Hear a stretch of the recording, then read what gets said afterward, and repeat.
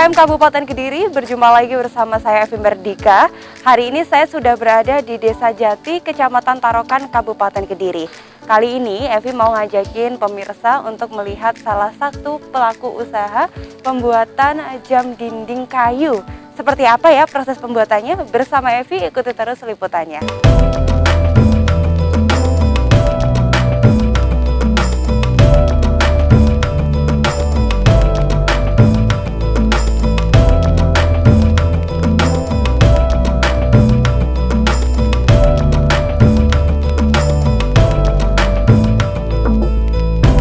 Ya, pemirsa, melalui akun Instagram @kayu_cili, Mas Imam ini memproduksi banyak sekali souvenir seperti souvenir kayu, furniture, kado ulang tahun, kado pernikahan, display foto wedding, dan lain sebagainya. Jadi hari ini Evi udah janjian sama Mas Iwan, jadi langsung aja kita samperin ke galerinya yuk.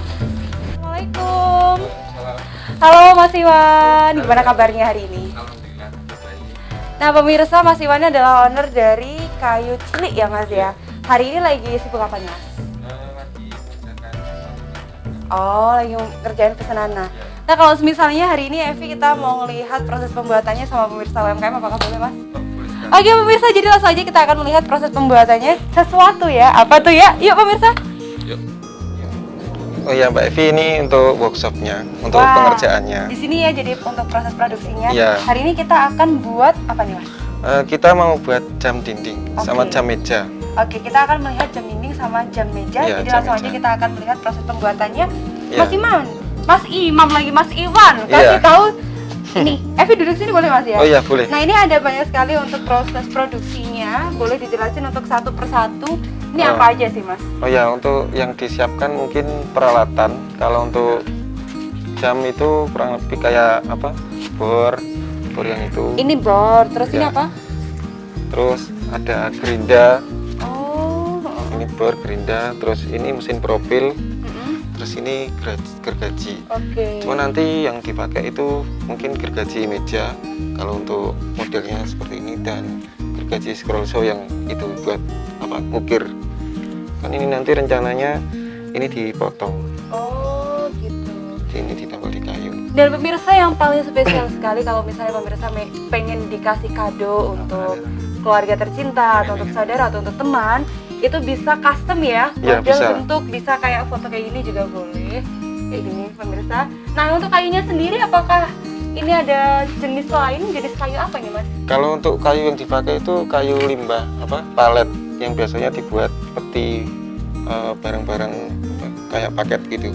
Oh. Jadi ya kayunya kayu bekas, ada pakunya, terus nanti diolah lagi. Tapi sebenarnya untuk tekstur kayunya pemirsa kalau dilihat ini juga teksturnya juga bagus ya, Iya, meskipun bagus. kayu limbah. Nanti kita akan cerita lebih banyak terkait dengan limbah kayu ini Iya, yang dijadikan limbah oleh souvenir. Jadi langsung aja kita akan lihat proses pembuatannya. Yuk pemirsa. Iya pemirsa, ini tadi kayu yang sudah dilubangi untuk tempat jamnya. Terus kemudian udah diamplas juga, jadi hasilnya lebih halus. Selanjutnya kita akan menempel dengan stiker transparan ya. Ya. Jadi sebelumnya stiker ini udah didesain terlebih dahulu sesuai dengan selera. Jadi ini untuk pemirsa yang mungkin pengen pesan, bisa custom sesuai dengan selera. Karena kita akan mencetak satu persatu ya Mas ya. Iya. Bisa custom. Untuk minimal pembelian berapa nih Mas? Bisa satuan. Oh bisa satuan Iya, bisa. pemirsa. Nanti kita tanya-tanya lebih lanjut. Selanjutnya kita pasang stikernya dulu ya Mas ya. Iya.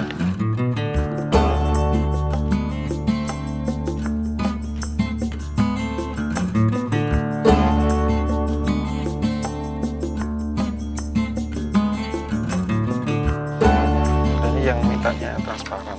Oh, iya. Ini bisa kalau apa, backgroundnya lain itu juga bisa. Oke pemirsa, ini untuk desain yang pengen transparan biar Ya. kelihatan serat kayunya.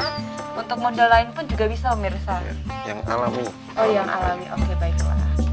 Terus kemudian ini tinggal diapain Mas? Nanti dipotong sesuai. Kalian. Ya.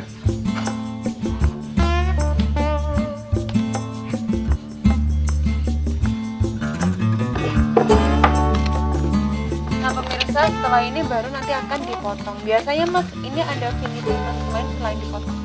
Diapain? Dipotong ya, di cutting gitu. Oh, Bisa dipotong. Oke, ini untuk jam dinding. Yang selanjutnya jam.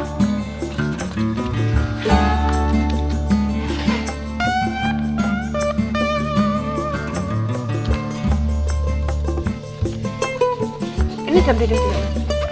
Ini jam meja. Baik pemirsa, yang ini nanti adalah jam dinding, yang satunya adalah jam meja. Jadi kita akan melihat hasil finishingnya seperti apa. Sembari nanti kita akan melihat untuk proses dari finishingnya pemirsa.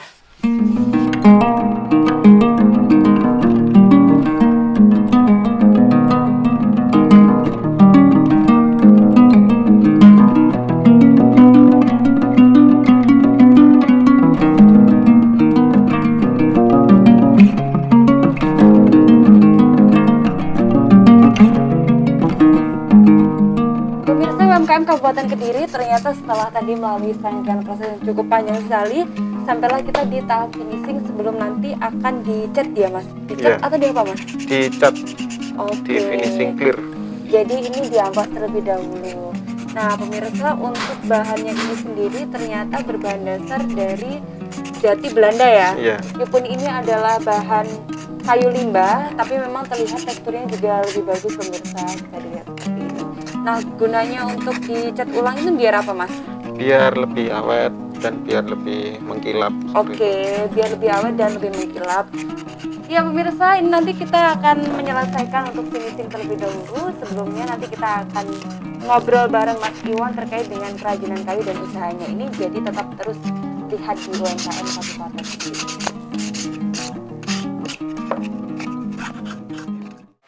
Ya pemirsa, ini udah jadi dan selanjutnya kita akan proses pengecatan ya mas ya. Pengecatan. Jadi sebelum pengecatan itu apa lagi nih mas tahapannya? Ini diampas dulu. Sebelum di finishing atau dicat itu lebih bagusnya itu dihaluskan terlebih dahulu.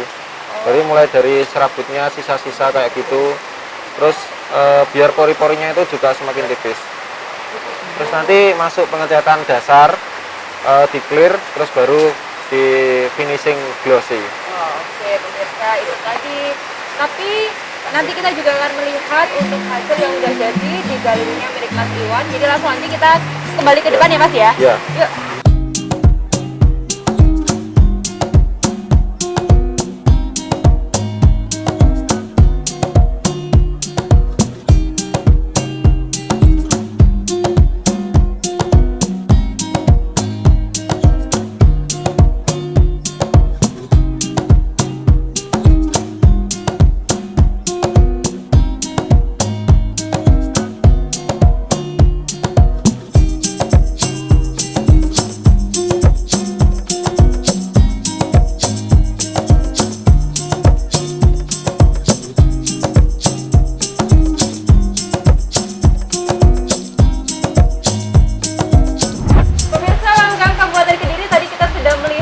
Bagaimana proses pembuatan dari kayu cilik milik Mas Iwan?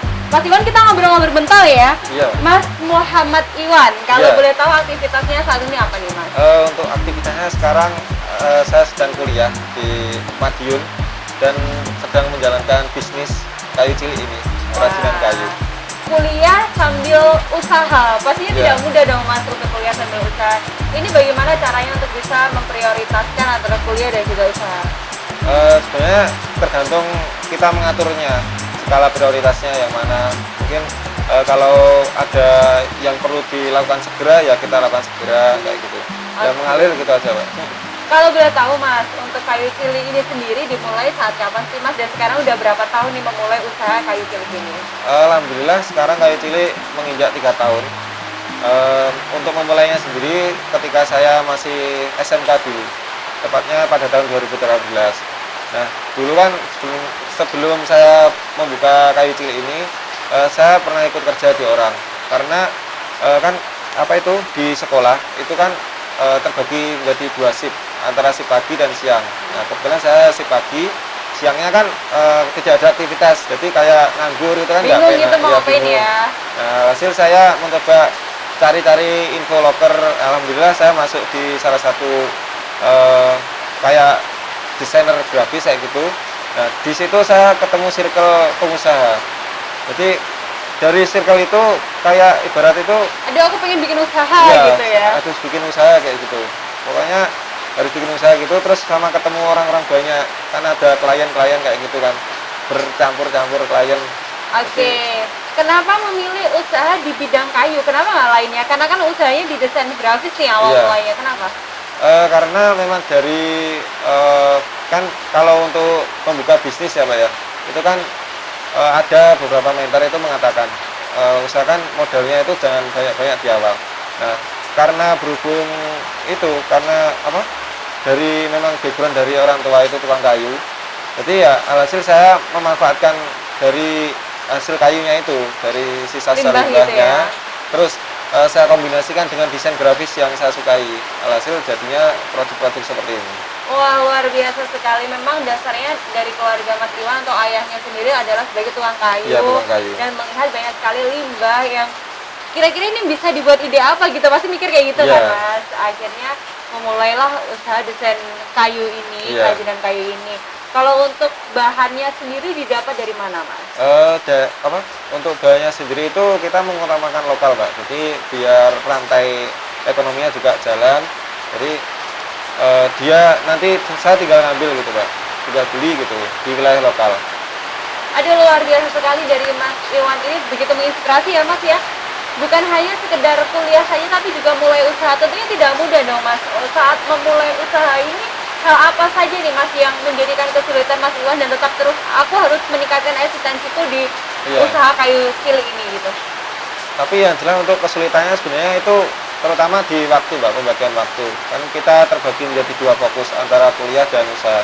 Tapi kembali lagi di niat awal, kan saya pengennya itu saya menciptakan sebuah usaha yang nanti harapannya itu bisa bermanfaat untuk banyak orang. Jadi saya kayak mengajak teman yang sekiranya belum ada kegiatan gitu, kayak bikin-bikin kerajinan kayu kayak gitu. Jadi biar berkesinambungan. Ya dari apa kayak niat itu kayak ada effort gitu Pak. Kayak bikin penyemangat untuk kita lebih yakin terus berusaha. aktif gitu ya. Ya. Istimewa sekali pemirsa di saat anak muda seusia Mas Iwan mungkin kita hobi dengan banyak sekali hobi ya Mas ya, Iya. mungkin ikut komunitas atau kegiatan di luar. Justru Mas Iwan ini mengembangkan potensi diri melalui kerajinan kayu ini. Iya. Karena nggak banyak juga pemuda yang isi cerita itu memulai usaha atau memulai wirausaha kayak gitu. Iya. Mas Iwan, ini kan wirausaha juga, kuliah juga. Ini bagaimana cara membaginya Mas Iwan? Nah kalau cara bagiannya sebenarnya saya sementara ini masih ngalir gitu Pak. Jadi masih ngalir itu ya saya bagi kayak misal agenda kuliah yang sekiranya prioritas banget. Nah kan ada nanti tugas kuliah yang kadang masih bisa ditunda kayak gitu. Jadi saya catat itu yang prioritasnya saya kerjakan dulu. Nah setelah itu ke kayu kayak gitu. Oh, Jadi jadi tetap bisa dibilang harus mengedepankan harus seimbang. skala prioritas pemirsa Iya, begitu. skala prioritas. Aduh, Mas Iwan, kalau boleh tahu ini untuk pemasarannya paling banyak melalui media sosial kan? Ada Iya. Shopee, ada Instagram, ada WhatsApp. Ini paling banyak di media sosial apa? Kalau paling banyak sebenarnya di Instagram, soalnya kadang kan kayak pemuda-pemuda kan lebih mengenalnya di dunia Instagram kayak gitu. Terus untuk pemasarannya sendiri selain melalui media sosial, apakah juga secara langsung begitu? Bagaimana sih untuk menyiasati untuk ini produkku harus laku nih, harus terkenal deh Iya. dengan orang luas? Gimana nih Mas Iwan? Dulu awal-awal itu saya pakai reseller, pakai sistem reseller kayak gitu, dan sampai sekarang. Jadi ada beberapa produk itu yang sistem pemasarannya pakai reseller. Itu kalau yang maksudnya yang offline. Jadi ada beberapa reseller itu nanti memasarkan produknya, terus ada margin berapa gitu nanti untuk si reseller itu sendiri. Gitu. Gitu. Sehari kurang lebih bisa menghasilkan berapa kerajinan Mas? Kalau untuk kapasitas produksi itu kurang lebih sekitar 5-10 produk. 5 sampai 10 Iya. lebih ya, jadi tergantung Sehari. pesanan juga. Iya. Terus kemudian untuk apa namanya? Penjualannya sendiri tadi udah bilang secara langsung, Iya. terus kemudian secara online. Untuk harga kisarannya berapa Mas? Kalau untuk harga sebenarnya relatif tergantung produknya. Kan produk dari kerajinan kayu cilik itu kan banyak sekali.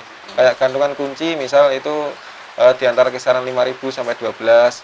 Kalau untuk plakat vandel yang akrilik itu kayak akrilik itu sekitar 130 sampai 150.